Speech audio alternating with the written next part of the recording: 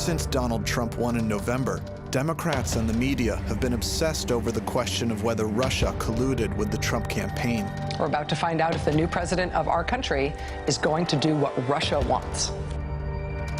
But the real story behind Trump isn't about Russia. It's about Wall Street, and it's about one billionaire in particular, whose political mercenaries pushed Donald Trump into the White House.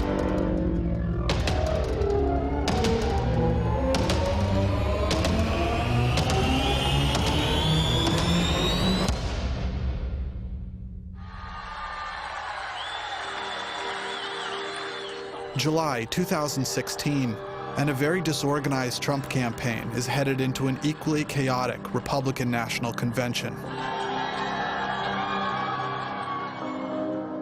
The latest fundraising numbers for June are dismal, and according to CNBC, Trump is second-guessing his decision to make Mike Pence his running mate, making last-minute phone calls to assess the pick just days before the event. Trump's uncertainty even played out in public during a phone interview with Greta Van Susteren. I haven't made my final decision. Past GOP candidates John McCain and Mitt Romney have decided to skip the convention. So have both former Bush presidents. One day before the convention, and there's still no official list of speakers. Nevertheless, July 18th rolls around, and the GOP has to move forward with a show.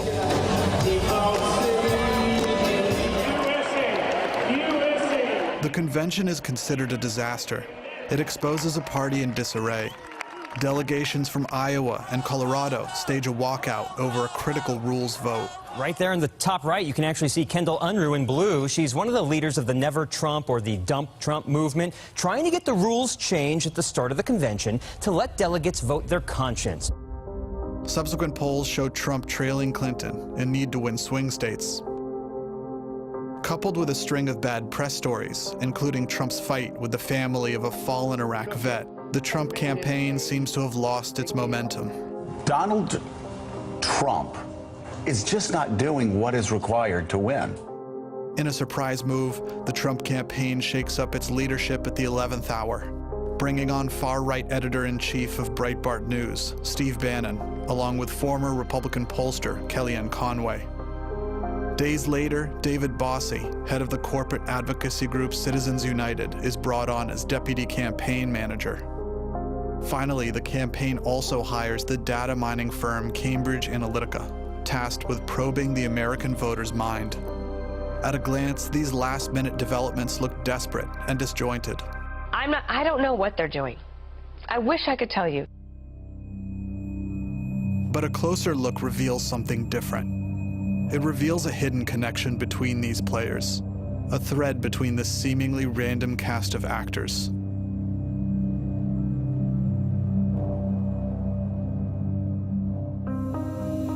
Enter billionaire hedge fund manager Robert Mercer and his daughter, Rebecca. They've been eyeing Trump ever since their first choice, Ted Cruz, dropped out of the primaries back in May. We are suspending our campaign. The fuel behind Mercer's influence are the absurd sums of money he accrues at the investment company he runs, Renaissance Technologies, based on Long Island. Robert Mercer, as a political donor, has been giving money since back in the 90s. He joined Renaissance Technologies in 1993, and that's when he really became wealthy. Renaissance Technologies' famed Medallion Fund is one of the most successful hedge funds in investing history, averaging 72% returns before fees over more than 20 years. A statistic that baffles analysts and outranks the profitability of other competing funds, like the ones George Soros and Warren Buffett run. In 2015, Mercer had single-handedly catapulted Cruz to the front of the Republican field, throwing more than $13 million into a super PAC he created for the now-failed candidate. But with the Trump campaign faltering and struggling for support, there's a second chance for the Mercers to make a big bet. So in late August, Rebecca Mercer reportedly approaches the Trump team. At a fundraiser in East Hampton, New York, Rebecca demands a sit-down conversation with Donald Trump and convinces him to change his campaign's trajectory and to adopt the suggestions of her and her father's network of political operatives. The next morning, Rebecca works out the details of her proposal with Ivanka Trump and her wealthy developer husband, Jared Kushner. The plan was for Trump to drop his current campaign manager, Paul Manafort, and replace him with two Mercer loyalists, Steve Bannon and Kellyanne Conway. In the months leading up to Trump's presidential win, the Mercers would prove a formidable force. Beginning after the disastrous Republican convention in July, they would furnish the Trump campaign with millions of dollars and new leadership.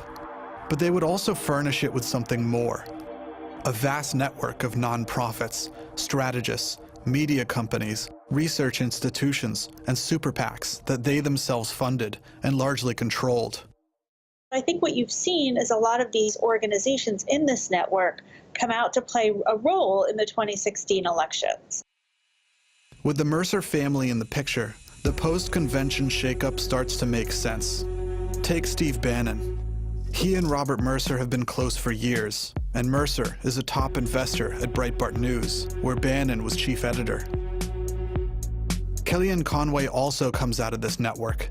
Before becoming co-manager of Trump's campaign, she headed up operations for Robert Mercer's super PAC when it was still supporting Ted Cruz. And as for deputy campaign manager David Bossie, he was president of Citizens United, an organization Mercer has heavily funded since at least 2010. Cambridge Analytica, the mysterious data mining firm that received grudging praise after predicting the race's outcome more accurately than any other polling agency, is also heavily funded by Robert Mercer. It's been credited with swaying mass opinion in countries all over the world. In the UK, Cambridge Analytica supported the campaign to leave the European Union, also known as Brexit, at the behest of Robert Mercer. In fact, the Mercer's political infrastructure is so entrenched that Rebecca Mercer herself sat on the 16-person executive committee of Trump's transition team. Mercer's foray into the White House may seem to have been born partly out of luck, especially with Trump instead of Cruz as a stalking horse. But his rise to power was systematic, and it was years in the making. The web of connections Mercer's built over the last decade is vast and complex. It includes efforts to dismantle tax law and weaken the IRS. It's about fanning the flames of climate change denial and bankrolling institutions that, for example, argue that elevated levels of CO2 can actually be beneficial for human beings and the Earth. It's about funding quack scientists and people who blame the government for, among other things, playing a role in the San Bernardino massacre, or of colluding with the United Nations in using climate change as an excuse to implement environmental laws meant to depopulate America's Midwest. It's about funding the Dangerous Faggot speaking tour, which helped popularize former Breitbart editor Milo Yiannopoulos among many college campuses. And it's about bankrolling their favorite foreign policy hawk, John Bolton, whom Rebecca lobbied vigorously for to be the new Secretary of State over Mitt Romney. But one of the Mercer's earliest activist ventures was financing a slew of fringe documentary projects that have helped raise the profiles of people like Sarah Palin, Michelle Bachmann, and most notably, the director of those films, Steve Bannon. Bannon, who was previously a naval officer and Goldman Sachs investment banker, made his first documentary in 2004 about Ronald Reagan. It retold his biography using washed-out black and white archival footage of the Hollywood actor, painting him as a brave protector of Western democracy from the threat of communism. You and I have a rendezvous with destiny. We'll preserve for our children this, the last best hope of man on earth, or we'll sentence them to take the last step into 1,000 years of darkness. The film wasn't a commercial success. According to the reviews, it was a flop. But it developed a cult following, and it revealed that there was an untapped audience for this sort of film, which demonized America's current establishment while lamenting the death of old-time conservatism under Reagan. But the film also previewed Bannon's grandiose view of the world, which dictates that another tectonic clash between the East and the Judeo-Christian West has unfolded. and that as the globe's premier force for good, the United States must be on guard and fend off its enemies. Whether it's the communists and socialists of the early to mid-20th century, or the Islamic extremists of today, or even a looming statist China to come, swaths of immigrants, according to Bannon, will continue to undermine America unless we strike back.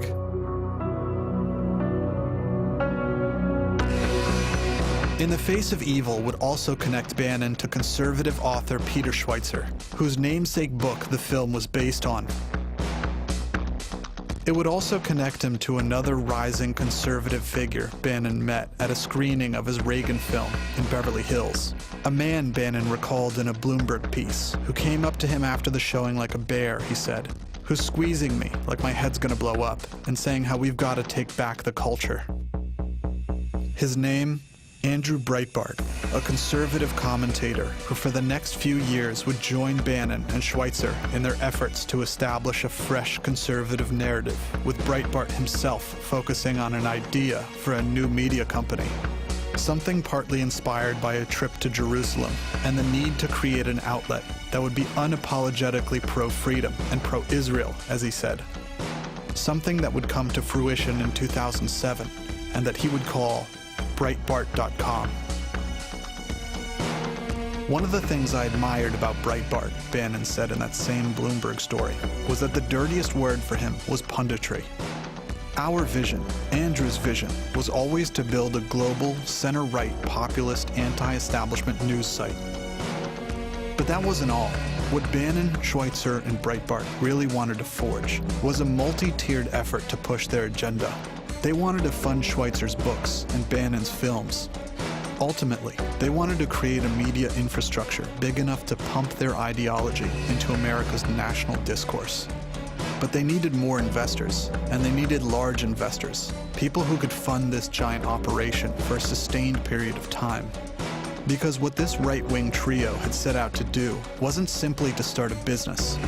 It was to transform America's rage, its largely white, rural, working-class discontent, into a political movement that would storm Washington, first in the form of the Tea Party, and again 6 years later in the form of Trump. This is the fourth great crisis in American history. We had the Revolution, we had the Civil War, we had the Great Depression of World War II. This is the great fourth turning in American history. The cash needed to propagate this ideology would come from the organization more famous now for the Supreme Court decision it inspired than for the media and political work it's done for decades, thanks in part to funders like the Koch brothers and, of course, Robert Mercer.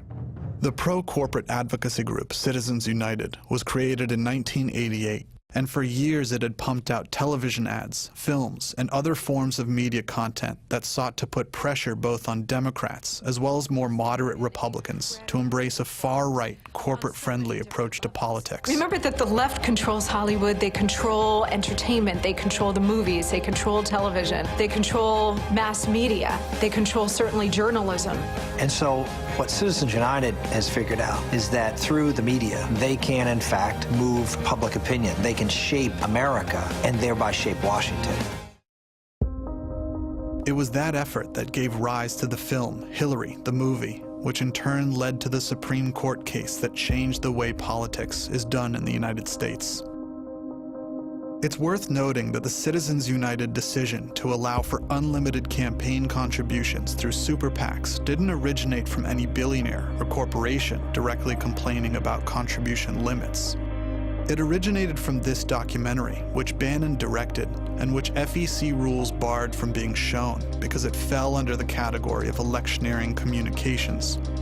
Essentially, union and corporate-funded groups like Citizens United couldn't air anything critical about a candidate within 30 days of the primaries and 60 days of the general elections.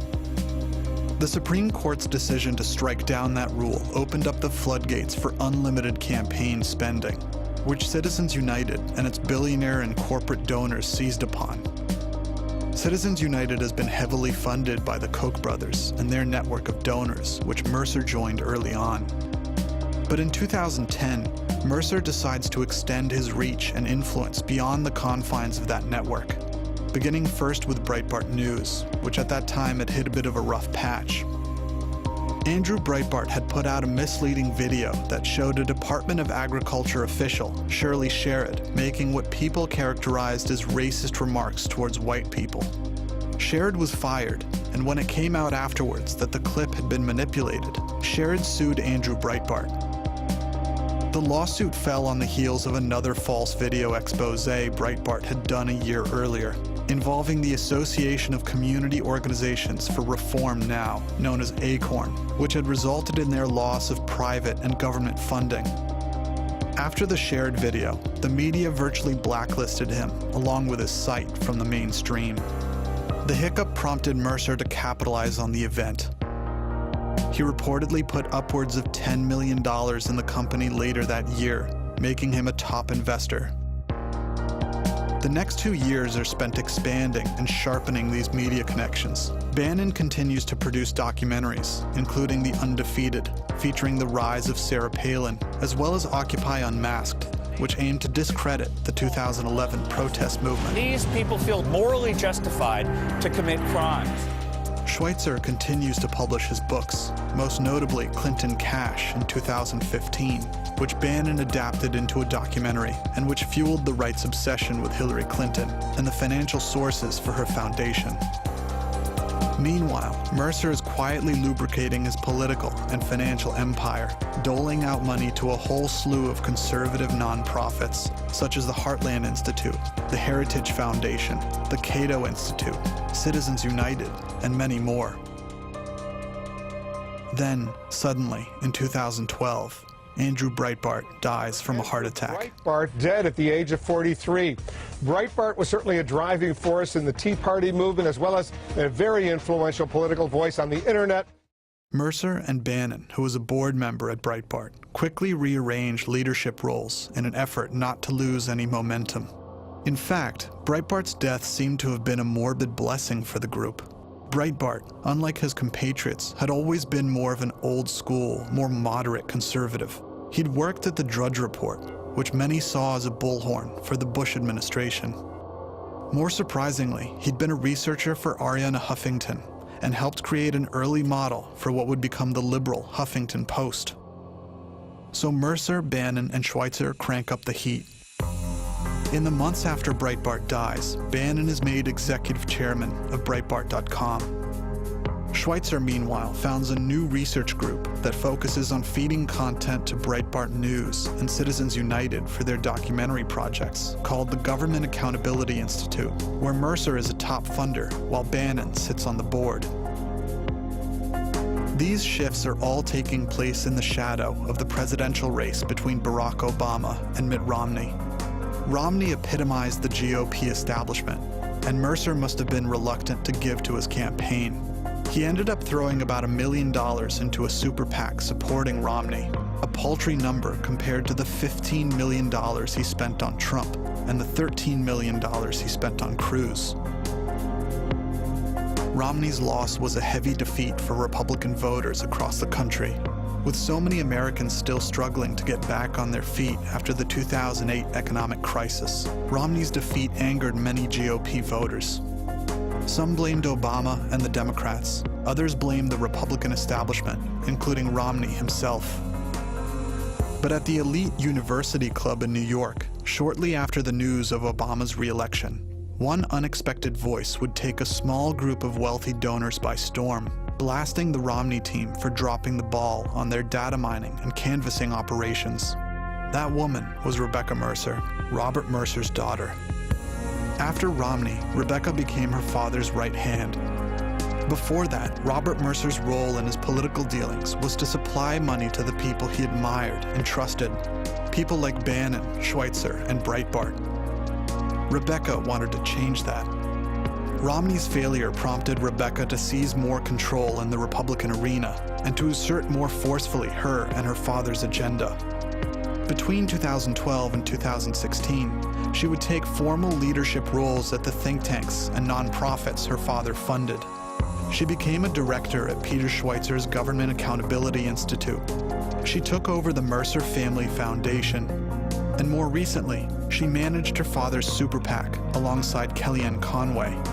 she and her father began to engage in what you could call a kind of sniper fire politics, investing money in very specific races and causes.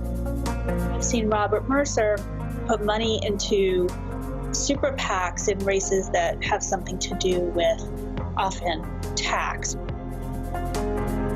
This cycle, he gave money to a super PAC backing a primary challenger to Senator John McCain in Arizona. McCain is a Republican, and he was the co-chair of the Senate committee that investigated Renaissance's tax strategies. McCain would later say he thought Mercer was doing this because of that investigation, which was looking into whether Renaissance Technologies had avoided more than $6 billion in taxes over the course of 14 years. For the 2016 Republican primaries, Robert Mercer decided to throw his support behind Ted Cruz, and so did Bannon. But as Cruz faltered and took positions that ran counter to Bannon's conservative agenda, like supporting the TPP, Mercer and Bannon began questioning their support of a candidate who was too obviously trying to appease both the disgruntled American voter as well as corporate interests in Washington. In the end, Cruz's evangelical Christian persona failed to cover up his true identity, which was as a Harvard-educated lawyer who'd worked for years in Washington, including as a young clerk in the Supreme Court. Robert Mercer seldom makes public appearances, and he never talks to the press. The only time he's spoken publicly was in 2014, after he received a Lifetime Achievement Award from the Association for Computational Linguistics. In the hour-long acceptance speech he gives in Baltimore, Maryland, Mercer spends almost all of his time talking about his passion for computers. I really loved everything about computers. I loved the solitude of the computer lab late at night. I loved the air-conditioned smell of the place. I loved the sound of the disks whirring and the printers clacking. None of his remarks are political, except for one comment he makes when he's talking about the time he worked at the Air Force Weapons Lab in New Mexico, and the one day he discovered how to make their computers run about 100 times faster.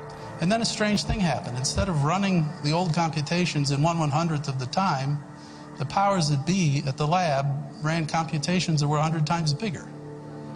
I took this as an indication that one of the most important goals of government-financed research is not so much to get answers as it is to consume the computer budget, which has left me ever since with a jaundiced view of government-financed research.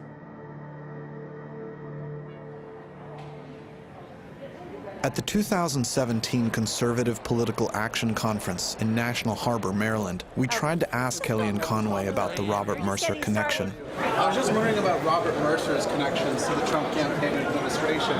And I know that you're connected, and a few other people are connected.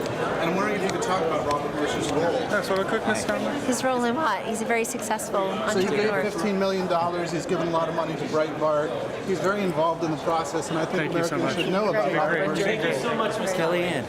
How can I work for the administration? I have my own media company. I think a lot of Americans I do PR, and I ran a PAC against Debbie Wasserman Schultz. Concerned about billionaires and being involved in the political process. In Tacoma Park. Like to know.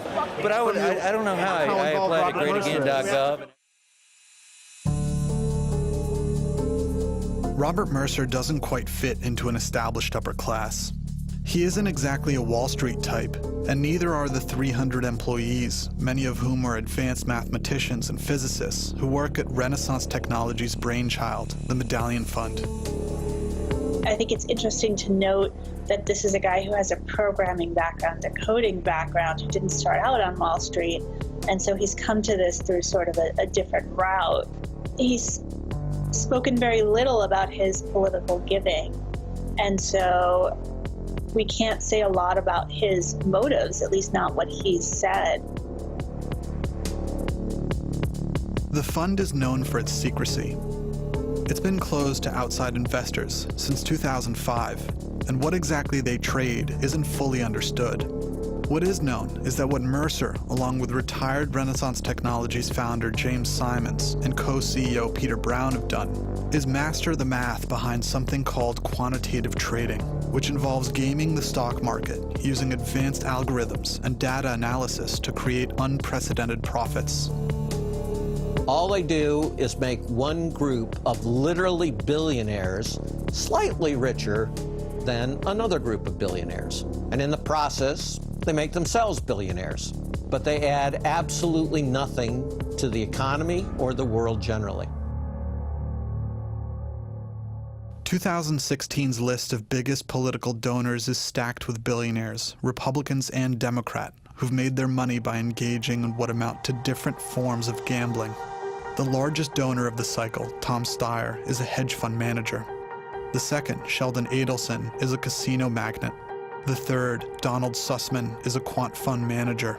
And strangely enough, the founder of Renaissance Technologies, James Simons, who's one of the Democrats' largest donors, is number 5 on that list, while his colleague and Republican counterpart, Robert Mercer, is number 7. It's no coincidence that the enormous amounts of wealth go to people who are connected with gambling. But recall, they don't gamble.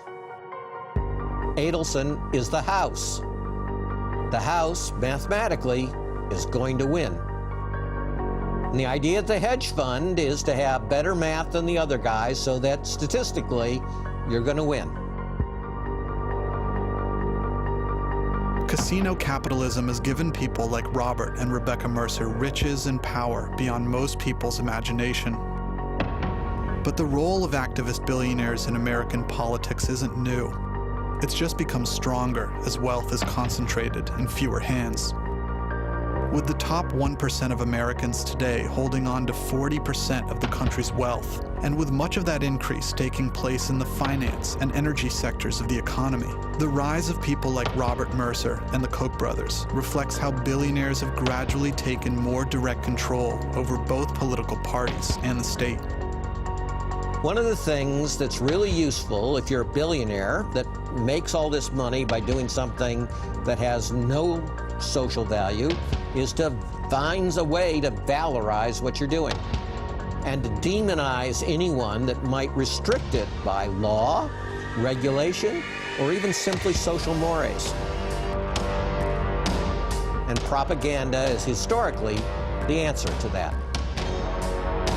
This administration is the gang that can't shoot straight in terms of substance, but in terms of propaganda, they are the masters. They are the people that have brought the whole concept of alternative facts, of fake news. These are people who come from the film industry, who have made their money in the film industry, Mnuchin, Bannon, and Trump. We still managed to stay true to ourselves. Bannon's latest documentary, entitled Torchbearer, is about Duck Dynasty, a reality TV show about a family-operated business that makes products for duck hunters. My idea of happiness is killing things. The film, which came out in October of last year, centers around the words of the family's patriarch, Phil Robertson, as he walks the viewer through his idea of how Judeo-Christian values face extinction at the hands of heathens and Islamic extremists. In the absence of God, the man with the biggest stick determines your worth. Caesar demands his pinch of incense. Violence, decadence, political anarchy, moral decay. Welcome to the city of man. Bannon's message is clear.